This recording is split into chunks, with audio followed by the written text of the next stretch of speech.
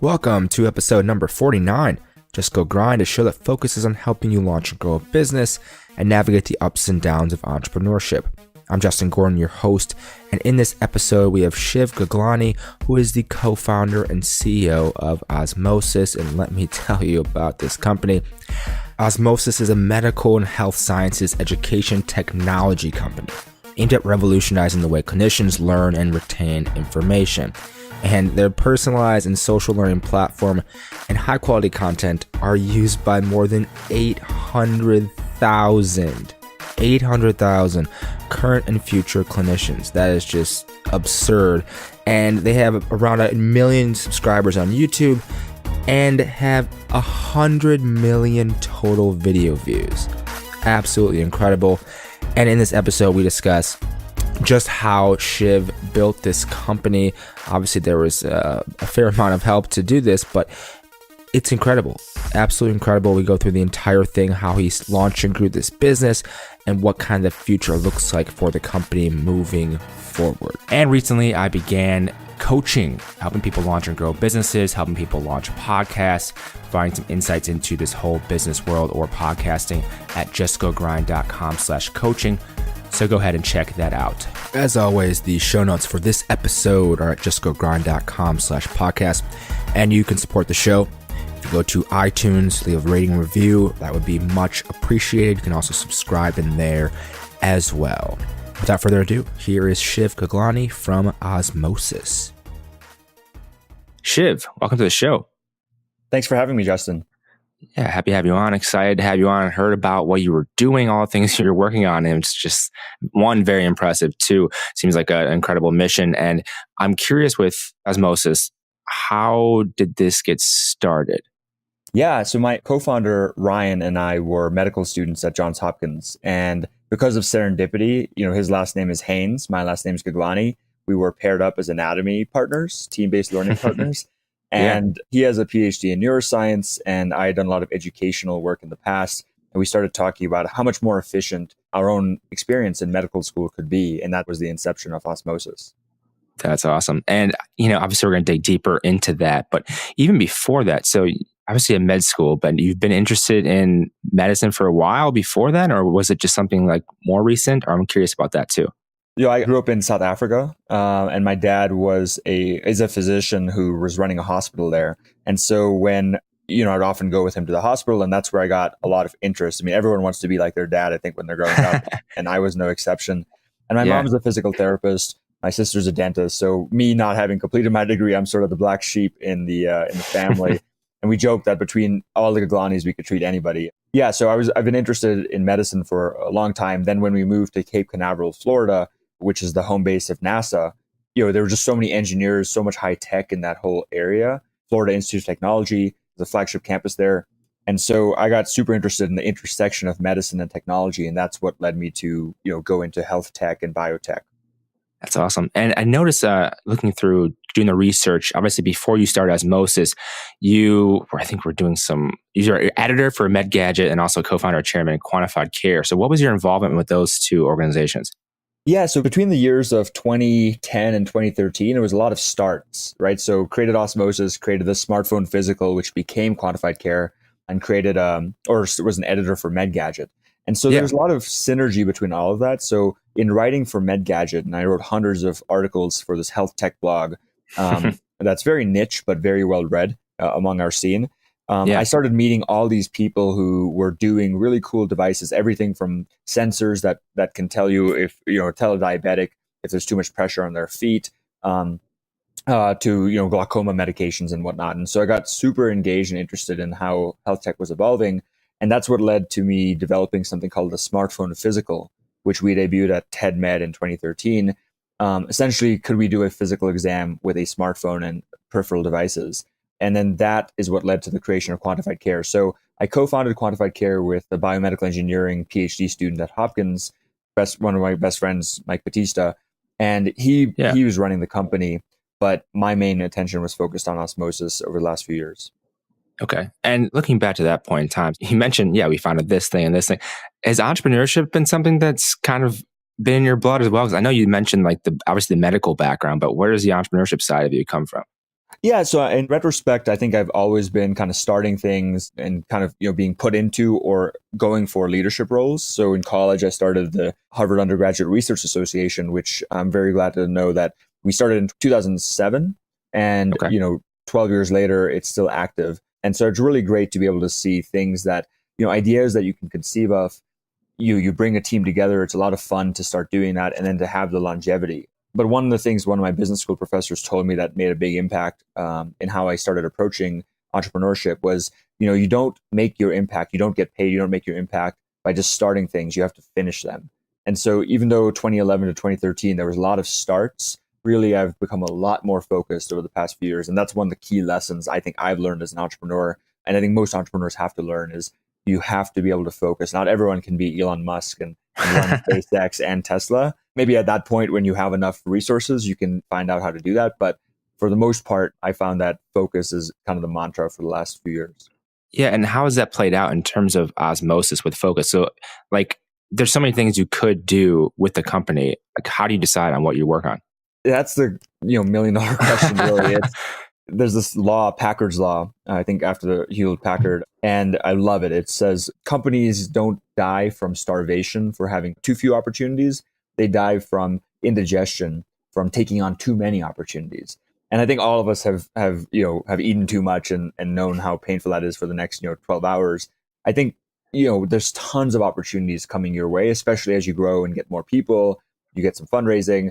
We get emails every day asking us to partner in some capacity. And literally my team bought me a button for my 30th birthday in January, a no button, which sits on my desk. And I literally press the no button.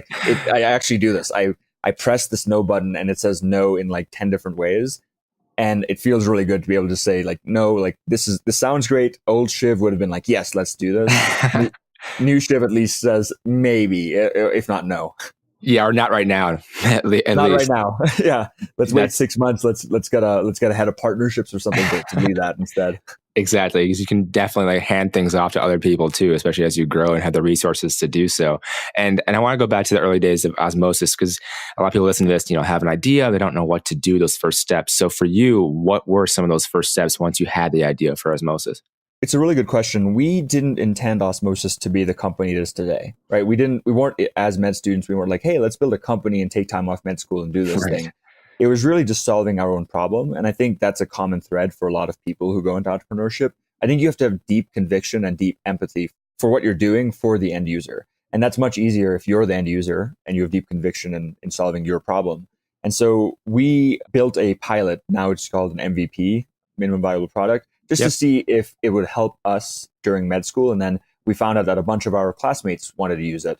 And then not only did our classmates want to use it, they were telling their friends at other med schools. So within a month of launching our pilot or MVP, a bunch of students from Tufts and Northwestern and other schools started messaging us saying, hey, can we use this at our school? That's when we decided, hey, maybe we should take some time off, like the summer initially, but then actually take time off med school to see if we can, put into place things that we're interested in making Osmosis bigger. So we did a tech incubator called Dream It Health in Philadelphia. And that gave us some initial seed capital as well as mentorship and a time frame, a deadline for demo day that got us serious about it. And we launched the app, Osmosis mobile app, during that time. Went from 200 students at Hopkins Med who were using it to 5,000 within 3 months. Goodness, that is amazing growth. And you mentioned though that the MVP. So I'm curious as to what that kind of looked like initially. It's almost embarrassing, right? Like, I think I forgot who said it, but if you aren't embarrassed by your minimum viable product, it's not a minimum viable product, right? I think it's like Reid Hoffman, maybe. Yeah, I think he mentioned that. Yeah, I think that's right. I think you're right. And so, I think there's some pushback on some of that now, especially when you're in healthcare. Obviously, there's been some very high profile failures like Theranos, where if your goal is to help patients eventually or help the people who are going to help the patients, MVP sort of, you don't necessarily want to move fast and break things. So it's this balance of knowing when to get validation and de-risk your assumptions through an MVP and when to have something that you actually, if you're going to diagnose patients, you want to make sure the diagnosis is accurate because that's somebody's life. And so ours was very bare bones. It was a web platform only. And I think it only worked on Chrome or Firefox. And It was literally just a platform where people could log in and create questions and flashcards and share those with their classmates. But that got enough traction that it then gave us the, motivation to say, okay, let's give this a facelift. Okay, let's make it, work on mobile, et cetera, et cetera. Yeah, and with this MVP, so did you have to have a developer help with that, or who was involved then with it initially? Yeah, so I'm very fortunate in that my co-founder, the PhD in neuroscience, Ryan, taught himself to code when he was 11. His nickname among our friend circle at Hopkins was Dr. Zuckerberg because he would often sit in the back of the lecture hall and code Osmosis or something else. And so not only was he my co-founder, he became my best friend, my best man at my wedding. He's just sort of like this genius who can be very analytical about, the learning science that goes into Osmosis and then actually code it to make it happen.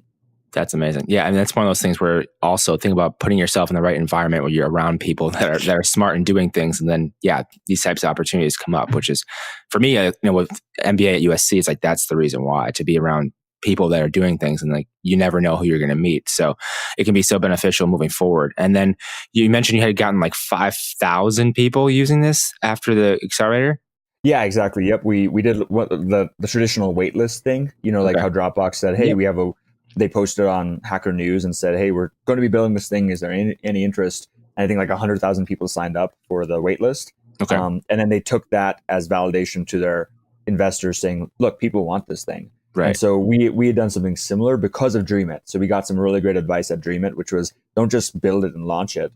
Like get some publicity now where, start getting people on a wait list saying, hey, we're going to get the first 1,000 people who sign up are going to get early access to the beta Osmosis mobile, which is going to change medical education. And so we got, more than we got 5,000, not just 1,000. So that went pretty well. Yeah. And you mentioned that you took some time off, obviously, to be able to work on this. And then at what point did you know that you weren't going to go back to school yet? Like, okay, this is going to be an indefinite amount of time.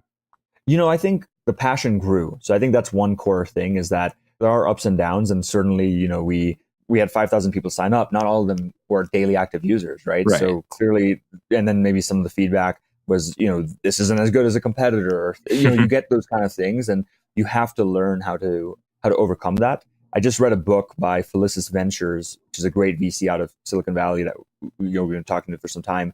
They have invested in a lot of iconic brands like Fitbit and Shopify. And the book had the first chapter was from Aaron Levy of Box, and he talked about how when Google Drive came out, which would potentially decimate the storage business, that would knock him out for 2 or 3 days with the volatility of that. But he sort of developed thick skin and stoic type of attitude. So that similar announcement would only knock him out for like 2 or 3 hours. And so for us, we had those ups and downs where we're like, should we go back to med school? Like that's not a bad plan B. Yeah. And we still want to be doctors. But I think over the years, our conviction for what we're doing has grown even more. And, we do eventually want to go back and finish med school. But right now, the scale of impact we're able to have is what keeps us deferring year after year and talking to our dean and saying, hey, maybe next year. And frankly, they're pretty excited about the progress we've made because I mentioned 5,000 when we left med school in the first year. We're about to cross 1 million YouTube subscribers. And overall, in aggregate, have probably reached around 5 million people just watching the videos and consuming the platform. Yeah, that's incredible in a relatively short amount of time too, which is very impressive. And one of the things you mentioned is like the scale of impact, and I think that's important for entrepreneurs to kind of think about as well, or even anyone in their career, because I don't know if you've read 80,000 Hours, if you've heard of that book or the website. No, I'd like to. Yeah, it's definitely worth checking out. It's all about basically how do you having an impactful career and like what is the actual like quantifiable, measurable impact, and even like as a doctor, you can add up how many people you're actually impacting, but to the point of creating a platform then that educates other people to become them doctors or whatever, like it can have a much bigger impact potentially than you ever could have by yourself working in the field. So like when someone's starting an idea, it's something to think about, like what is the impact you actually want to have? And like for me, for instance, like I used to be a personal trainer working one-on-one with clients, and I knew that I'd never be able to really work with more than like 30, 40, 50 people a week. But when I started blogging about it for Just Go Fitness, then it was like, wait a minute, I'm getting people from all over the world to check out this writing and potentially benefit from that. So I was like, I'm way more interested in that than just a couple people. So there's definitely something to be said for thinking about that when you're launching a business and thinking about what kind of business you want to have. And with what you've done with growing, what do you think has been like the most important critical things to get to that almost, million YouTube subscribers? Yeah, I mean, so first of all, your point is really well taken. And one thing I would qualify it with, though, is the fact that you probably wouldn't have been able to write good blog content and create all this stuff without that personal experience one-on-one working with clients. Right. And so I think that's really key, is like the balance of being able to do things on a very personal, individual level and relate to your end users and customers, but then scale that, take those lessons away from them, from those conversations and interactions, and then develop a scalable thing. So for us, I think like it starts with the product and just creating really good content and product, right? If you're in it just to make money, like you aren't going to be passionate about the content of the product as much as you should be. And, YC's Paul Graham says, better to have 100 people love you than 10,000 people who kind of like you. Yeah.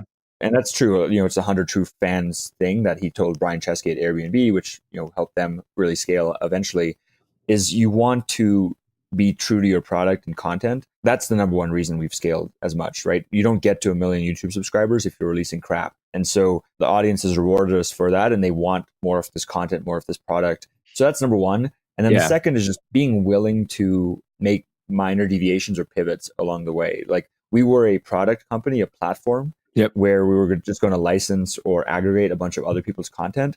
And then as we kept hitting the market with what we're doing and hitting like a plateau of growth for the platform, we were like, okay, we need to think about a content strategy. And that's when I was in business school at the time. That's when we recruited the team that ran Khan Academy Health and Medicine that essentially created our entire video library. And that's, that was one of the main levers of growth in the past few years. Yeah. And with that, recruiting that team. So what was the pitch like for that? It's just like, we have this fast growing platform. It's an important thing and we'd love to have you on board. Like, how did that go? Yeah, no, it's a really good question. So, a lot of these conversations, I'm a big fan of Nicholas Nassim Taleb, who wrote The Black Swan and Antifragile. And, he talks in The Black Swan about this narrative fallacy. And I think whenever you try summarizing entrepreneurs' journeys in, 10, 20, 30 minutes, there's this narrative that comes in like, oh, of course we could have predicted Airbnb would be successful. Or of course we could predict that World War I would have happened. Right. It was Archduke. I think there's this narrative fallacy where I have to like remember that, no, we did not know we were going to bring on the Khan Academy team, right? Because initially they were sort of competitors. Initially we weren't excited about, like they wanted us to join them. But then things happened. A lot of things came together, like their head of medicine and I started becoming friends at conferences and having these really deep and awesome discussions where we found out that there was a lot of shared vision. It also coincided with the fact that Sal Khan and Khan Academy wanted to double down on K-12. And so as a doctor, Rishi was very interested in scaling to nursing and PA and pharmacy and all the health professionals and even patients. Whereas at Khan Academy, it was going to be very much like high school biology and things like that. Yeah. And so it was very mutual. It wasn't like they just left. It was a very win-win situation for both Khan Academy and for Osmosis. Yeah. And one of the things, like after looking through like the videos and just the depth of how many you have and everything, the curriculum side of it in terms of choosing what videos and how many you put out and which ones you put out, like how are those decisions made, even like initially versus now? I'm curious about the curriculum side of it.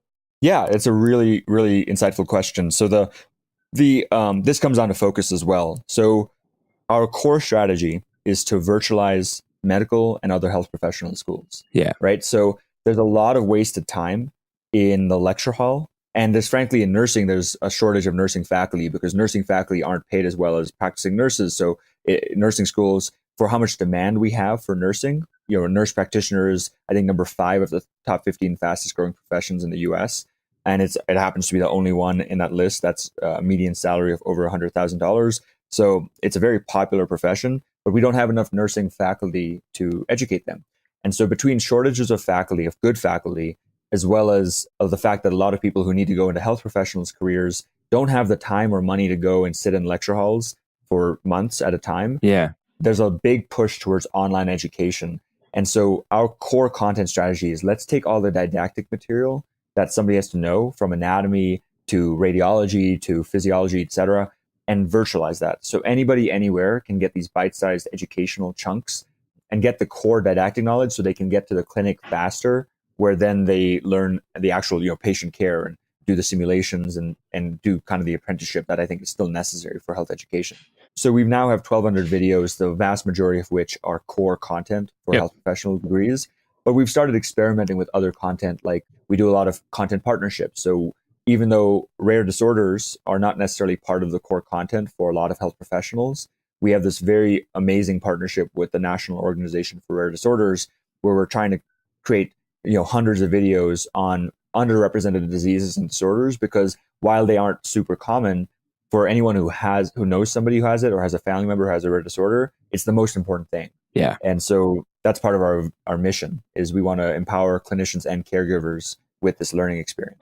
It's interesting you mentioned the rare disorders, because I think it might have been in an 80,000 Hours book again, but it was something mentioning like, yeah, these rare disorders, like they're not going to get as much funding, they're not going to get as much attention because there's less people that obviously get them. So it's like, how do you attack that problem then? when like, how do you determine it? Because you're not going to affect as many people through working on this. But I think it's important then that you mentioned, like, obviously you're at least providing the education so people can potentially figure these things out, right? And solve these problems. So it's important, but I don't really know how you actually solve that problem with these rare disorders. Yeah, it's I think there's a lot of policies. So like pharmaceutical companies are encouraged to develop drugs for rare disorders because they get extended patent protection. Some of these rare disorder interventions are super expensive though, right? And not necessarily covered by insurance. It is an intractable problem, but the problem that we're trying to solve with Nord is just simply the one of education. Yeah. I think it takes an average, maybe off on the stat, but at least 5 to 9 years, somewhere in that range, for someone with a rare disorder to get the actual diagnosis correct, because so few clinicians see these that it's hard to actually diagnose. So that's one problem we're trying to attack. Let's actually expose health professional students and health professionals to more of these so that maybe we can reduce the time to diagnosis. The other problem is, when someone gets a rare disorder, many cases, these families are so inspiring. They learn everything they can about that disorder, and in many cases know more than their doctors about that. And they often will contribute, they'll start foundations, they'll contribute to the literature themselves. And so, why wouldn't we want to be involved in working with these families and patient advocacy groups? Right. It's just such a great thing for the world, but also for our company. I'll be honest that a lot of these things, they don't actually make an impact on the revenue model for Osmosis, but they make a outsized impact on the team morale. And that's one thing I've learned too, is you've got to balance kind of it's the double bottom line. You've got to figure out ways to keep everyone on your team motivated and excited about what you're doing for the world, because oftentimes that's what's going to get you through the difficult times when maybe the growth isn't as fast as you want it, or someone leaves a team or things like that. It's the core belief in what we're doing for the world. Yeah, and that's something like I think Richard Branson talked about, where it was, if you take care of your employees, then they'll take care of the customers. Like, so your employees are first. So like, to your point, like you have to do whatever you can to take care of them, because then they will fight for your company, and then working with anyone else you work with. And to that point of like the team, how has that grown over time? I mean, now obviously you have a lot more going on. How has that grown over time?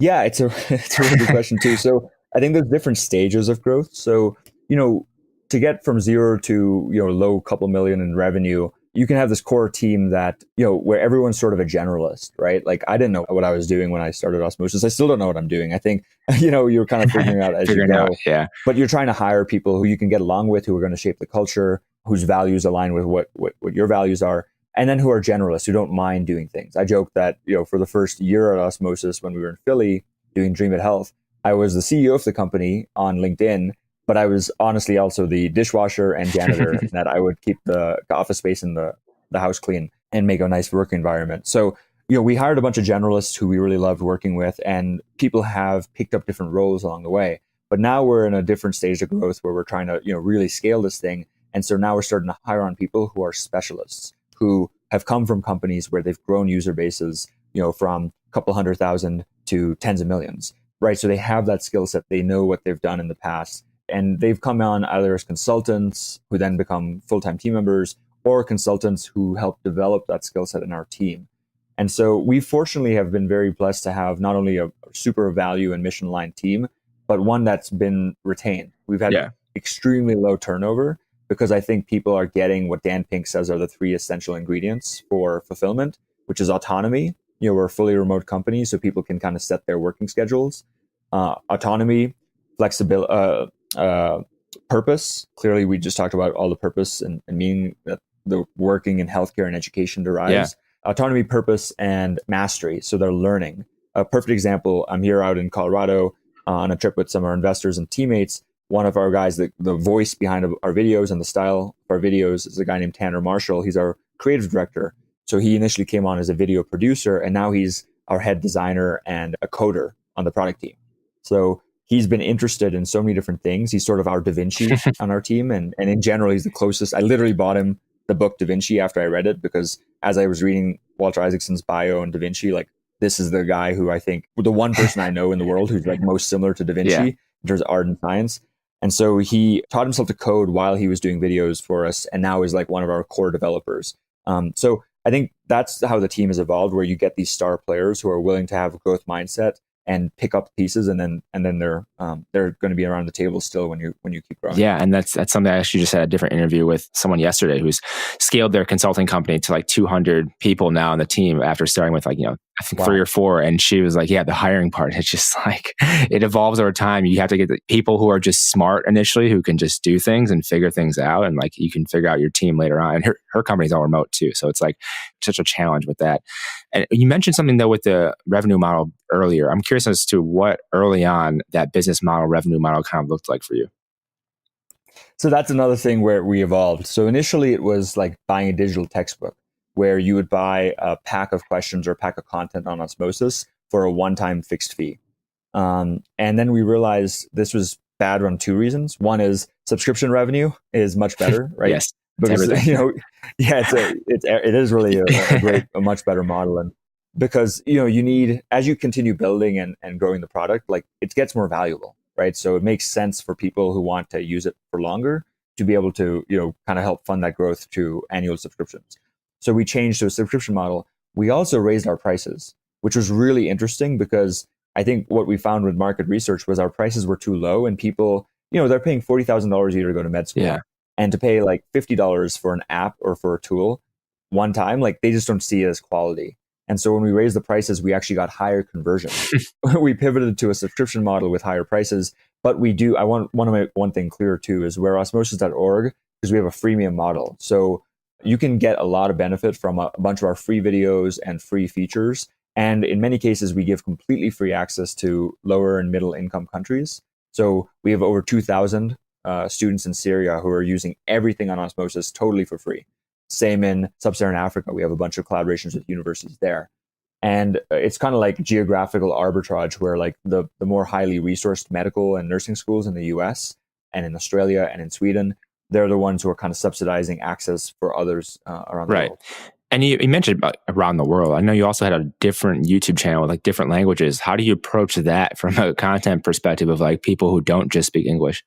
Yeah, it's great. You do your research. You've seen probably Osmosis Vietnamese. I have indeed. It's one of the channels we have. So we weren't planning to translate content initially. It was really the community that came to us, right? So of the 1 million subscribers on YouTube, again, literally every week we get an email from someone in some country that wants to translate our videos. Just 2 days ago, someone sent me, I think, Turkish. And we want to support them. So YouTube, fortunately, has made it possible to give them the ability to submit captions to our videos. We've also done specific video collaborations in other languages. So in an ideal world, we would be able to translate all of our content so that not only health professionals, but patients in those countries would benefit. And going back to the Syrian example, so we gave completely free access to 2,000 Syrian students, and a couple of dozen of those students actually came back to us and did a project where they translated our videos into Arabic. Oh, wow. And now Arabic is our like top 3 language in terms of subtitles being watched on Osmosis. Jeez. So it's kind of being creative and finding those win-win opportunities. Yeah, and there's always a room for growth. Actually, I've come from like a digital marketing background. I remember someone saying a similar thing with they were like expanded their content to just different languages, and now it's like, I don't know if it's like more than 50% or something of like all of their views and whatever come from like non-English speaking people. It's just kind of a crazy arbitrage too. And for your business, obviously trying to help as many people as possible, and there's a huge market outside of people who just speak English. So it seems like the perfect strategy. And one of the things I wanted to ask about too is, when did the business school thing come into play for you with this? Yeah, it's a good question. I kind of just dropped that in there. So in college, I was MD PhD track. Okay. And the reason that the MD was meet with the patients, get the ideas for things that need to be worked on. And the PhD was contribute to the inventions and discoveries that'll be scalable. I realized over the years that there's so many awesome things that have been already discovered and published that just haven't reached as many people as they should have, because there's this gap. It's called translational gap. And so I switched from MD PhD to MD MBA. So I knew going into med school that I was going to go to business school, and I just kept deferring it. And so after we took a year off to start Osmosis and do the tech incubator, it just made sense for me to go to business school as we were working on the product and start developing not only the skills and knowledge, but the connections. And so really the first money in on our seed round was my business school professors. And I learned a lot and made a lot of connections during those 2 years that contribute to Osmosis. And, most people, like, this because you're doing this while you're at business school, the lessons you're learning in the classroom stick a lot better if you haven't something applicable, something that you can apply them immediately to. So I would sit in like a marketing class, and then like later that weekend, figure out, oh, this is what a go-to-market strategy should look like, and then develop that for Osmosis. So it wasn't just like abstract, it was really applied during business school. And something that you mentioned there too, with being able to apply it right away to what you're working on. It's also like when you're reading different books, depending on where you're at in your life and your stage and what you're working on, I've realized like the value in rereading books, because you have a different lens at that time, is tremendous. So definitely suggest to people, like even like books like The Lean Startup or whatever, like if you're working on a different company now than you were before when you were reading it, it can be valuable because you forget certain things. So it's definitely something that's helpful. And then I've also, like you mentioned, in business school now, realized that certain things I'm like, oh yeah, thinking about how to grow a different idea I have, and it kind of evolves over time. It's nice to have both. And that was like a part-time program then, or you were full-time MBA as well, or which were you doing at the time? Yeah, I did the full-time. Full-time. So 2014 to 2016, I was full-time. But fortunately, the first year is all the required curriculum. The second year is all electives. So I sculpted all my electives courses around Osmosis. Like, I was so appreciative and grateful to the business school, because there was a course on international development and education, and they funded my trip to Sub-Saharan Africa, where I created those partnerships with like the University of Namibia and University of Cape Town to provide Osmosis to those schools. So I like to say that I was 90% Osmosis during those 2 years and 10% business. Yeah. You know where your priorities are. That's fine. And you mentioned like the seed round, you actually had your professors invest. Like, how did the fundraising go? How has it gone, I guess, for Osmosis so far? And what's that process been like? We've been very lucky again with that. So we were the only company out of Demo Day from Dream It Health back in like 2013 that we didn't ask for funding. So maybe because Ryan and I are medical students, like, we are very capital efficient. We've learned to live on very little money, and we didn't want much money because we've heard horror stories about you get the wrong investors and, they can change your vision, they can replace you, that kind of stuff. And so we didn't want that. We wanted to grow on our revenue. And fortunately, we were profitable. We became profitable pretty quickly and were able to do that. But then we realized after I finished business school and we started producing all this content, that it would take us years to develop as much content as we needed. Yeah. And so it made sense for us to say, hey, what if we hired a couple more illustrators and editors? What if we got on a few more developers? And so we started seeing what was possible with capital, not only capital, but then the right relationships. And so we were very kind of opportunistic. We didn't go out saying, hey, we're going to raise $2 million on these terms. We sort of had terms. And then over the course of a year, a bunch of value-add investors came our way. And I'm glad that we did it that way, because first of all, we didn't need $2 million immediately, right?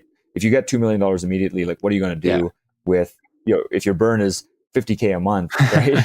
You have a ton of time, and like, then you have to figure out what the cash management is, and you may become wasteful. In that book by Felicis Ventures, there's a great quote from one of the founders. I'm trying to remember which one, but he said, when you have more money, that's when you should be more frugal, because when you have little money, you're inherently frugal because you see the runway. Right. But when you have a ton of money in the bank, you don't necessarily see the runway, and you can have you can get fat real quick.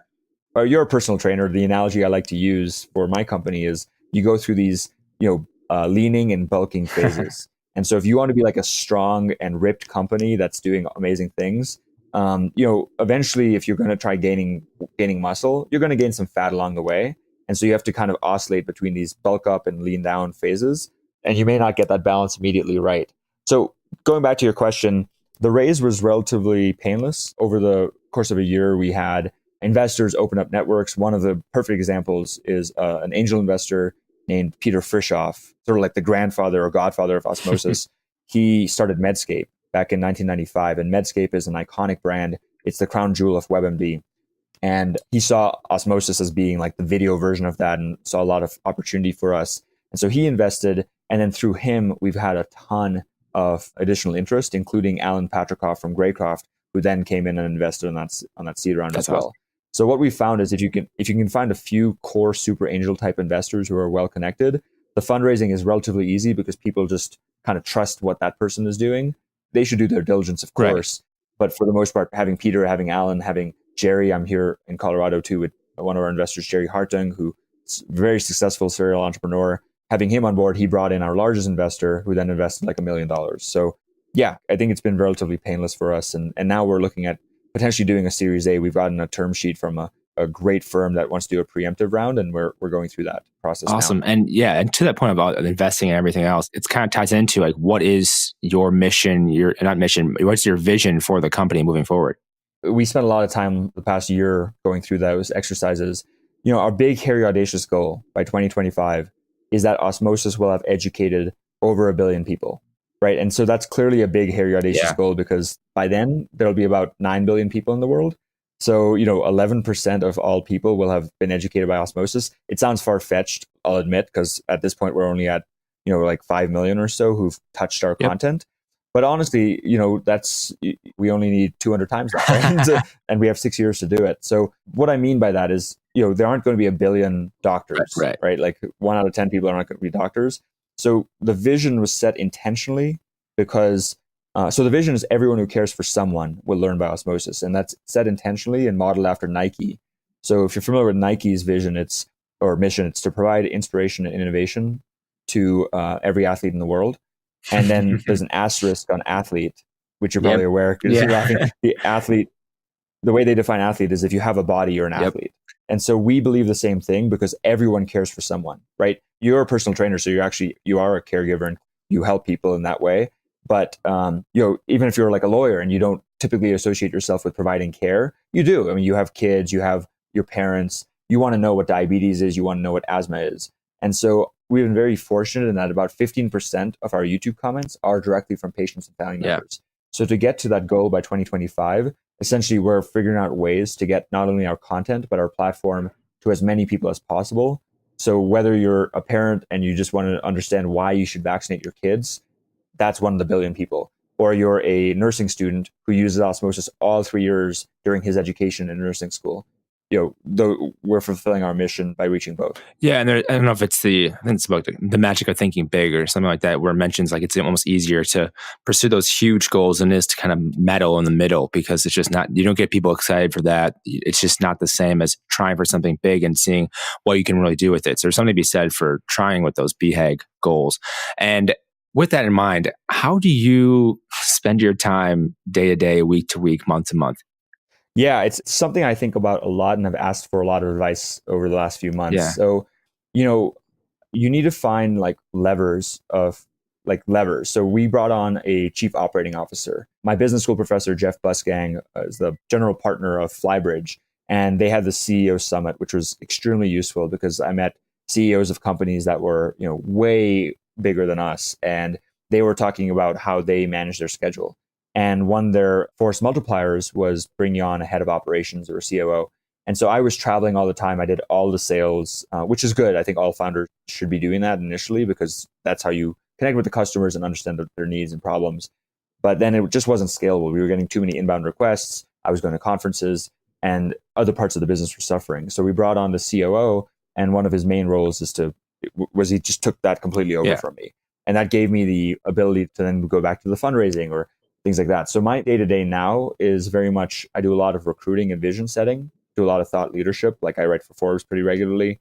I run the team meetings and make sure the culture is still there. It's, very important for me to still meet with each and every teammate as they get onboarded.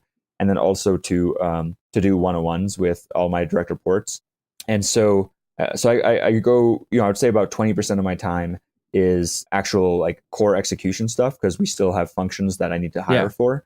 And then the rest of the time, goes between team development, coaching, strategy, vision setting, and investor management. Okay. And it's pretty clear, it's pretty obvious that you either listen to books, read books, or something. I'm curious on like how you approach like that side of things, outside the business, like growing, learning, developing as a CEO, as a entrepreneur. Like, what are some of those resources, and when does that take place for you? Yeah. So that was one of the biggest things that has influenced my growth over the past year. So I wrote an article for Forbes back in December called about seed habits, which I'll send to you. Yeah. And essentially last year, I was always a cardio guy. I did, endurance races, did like an Ironman marathon. And like during those cardio exercises, I would always just listen to music. But then when I switched to strength training, because I wanted to work on some specific parts of development, physical development, I then was, I didn't need to listen to rock as I was lifting weights. I started listening more to audiobooks, and I had listened to, maybe a couple audiobooks a year in the past, but then I came back with like a force, doing, 4 to 5 strength training a week, for an hour, a day, listening to an audiobook at 2 to 3x, you can get through a lot of books and see patterns between, the Da Vinci book and Ray Dalio and Principles. And you can see kind of how those people are similar and how they diverge over the course of, 500, 600 years. And so I've learned a lot from just the reading. It's like, I probably read now 2 books a week at this point with just audiobooking. And so many of the things that we've done at Osmosis have been a direct result of that. So we even have a dedicated Slack channel where if anybody on the team wants to read any book, we will pay for that book as long as they submit a book report that kind of has a major takeaway and an actionable next step for the rest of the team to take. So we want to have this kind of hive mind where we're all reading different things, and in some cases the same book, like Creativity Inc. Oh yeah, Camille. Yeah, Catmull. It was one of the top 3 books I read last year. Awesome. Yeah, it's funny you mentioned that because I think I'm the exact opposite when it comes to music versus audiobooks.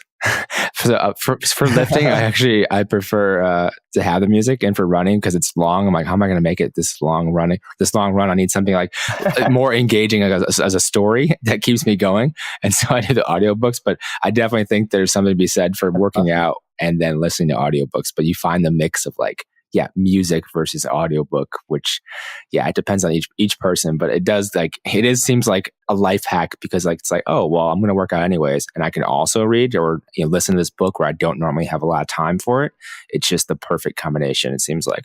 And as you've been through, growing Osmosis, I'm curious on how you kind of manage the ups and downs of entrepreneurship. So another thing that came from this book from Felicia's Ventures, Learning to Lead, is a common thread was the co-founder, the importance of a co-founder. And so I'm in awe of single founders who are able to do all of that stuff, because I think, there's some things, you can't tell your team, you can't tell your spouse because they may not be able to relate. You can't tell your investors, like, your co-founder is in the trenches with you. And fortunately with Ryan, my co-founder, not only, has he become my best friend, but we also, when I've been low because something happened, we lost a deal, or, he's been able to pick me up and vice versa. And so I think the chances of both of us kind of being on a low and negatively reinforcing each other, that's happened maybe twice in our entire history. And so I think that's been a core aspect. The other thing is just perspective. I mean, let's be real about kind of the time we live in and the geography we live in and the opportunities we have.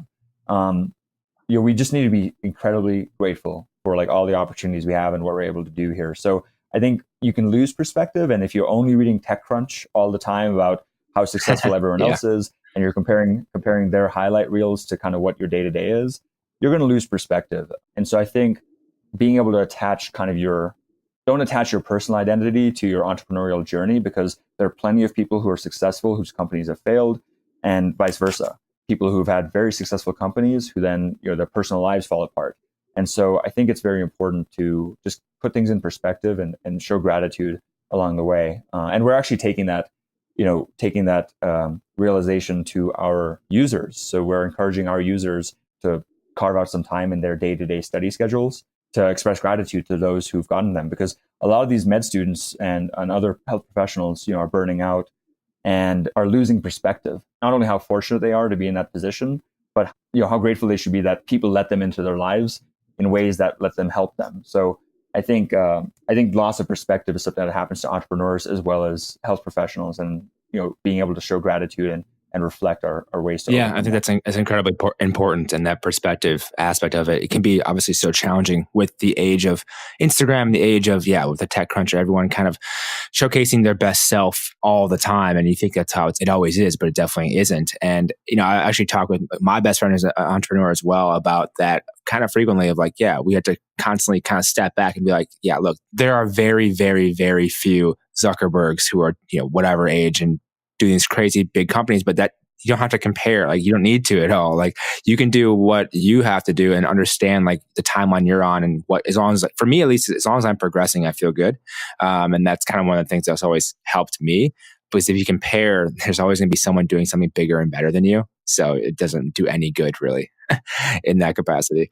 Well, one of my favorite quotes on that is, in your 20s, you care about what everyone else thinks about you. In your 40s, you don't care what anybody else thinks about you.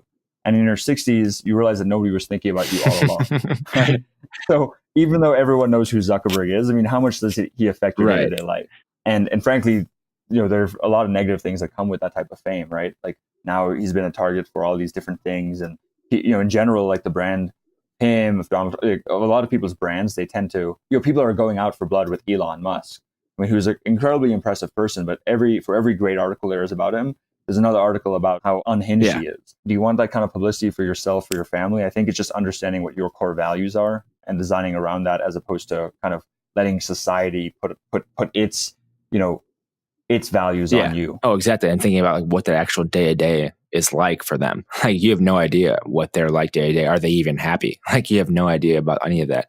It's just what you see on the outside. Looking back on, what you've already done with Osmosis in your career so far, like, I'm just curious if there's any like lessons or takeaways that kind of stand out for you. Yeah, it's a really good question. I mean, I think the number one thing that's kept me grounded and made me happy is just people, just prioritizing people. So I had my 30th birthday in January out in Tahoe, and I had 16 people, closest friends, some from college, some from business and med school, and then a lot of my teammates. And we could be working on anything, and I mean, fortunately, we're working on something that's very mission driven. Yeah. But just having the people you spend time with on a day-to-day basis, whether they're work colleagues or your personal relationships, having them be your friends is just so helpful, right? Because I want to work with these people. I want to see them every day. That makes a big difference in my quality of life. So that's one big takeaway. The other kind of, I would say, is just having a core value and belief system, I think, is also very important. So, and trying to figure that out as quickly as you can, because if you don't have that kind of grounding, you could be chasing anything. And at this point, I don't want to be a serial entrepreneur. I don't want to start things and sell them and keep doing that. At this point, I would love it if I was like Peter Frischoff, and 23 years later, everyone still knew what Osmosis was and what we're trying to accomplish. So I would love to be building an iconic legacy company that reaches the 1 billion people in 2025 and more by 2030. So I think having that strong vision and if maybe not every day, but if on a week-to-week basis, on moving average, you wake up and you're even more excited than you were the previous week about the things you're doing, I think that's just a good sign. Yeah. And there's so many more questions I could ask, but I know we have a time constraint. Maybe we can talk another time, but where can people find Osmosis, hear more about what you're doing, and connect with you guys? Yeah. So it's easy, osmosis.org. You just go there, you can create a free account, and you'll start getting emails. We have a pretty big Instagram, YouTube, Facebook, and small Twitter following. And then, people could just email me too. I'm always happy to connect. I've benefited a lot from entrepreneurs who took the time to just shoot me a quick email back when I was asking them on advice. What is the safe note, and how does that compare to convertible debt, or things like that. So if people want to email me at shivshiv@osmosis.org, happy to do that. I won't promise I'll respond right away, but in general, just the fact that you're doing this, I'm also grateful, because it's really these type of podcasts where people can get raw and open, that I think I've listened to, and it's made a big impact in kind of what I've done. Yeah, and this was a lot of fun, and I think there's a lot of insights for people starting companies and just to be inspired by someone driven by a mission. And I really appreciate the time, and thank you for coming on today, Shiv. Justin, thanks so much for having me, and congrats on all the success of the podcast as well. man. Much appreciated. Thank you so much for listening to this episode of Just Go Grind. As always, the show notes are over at justgogrind.com/podcast, and you can support the show over at patreon.com/justgogrind. And please leave a rating and review over on iTunes. It does help more people find the show. Hope you enjoyed this episode. Have a great day.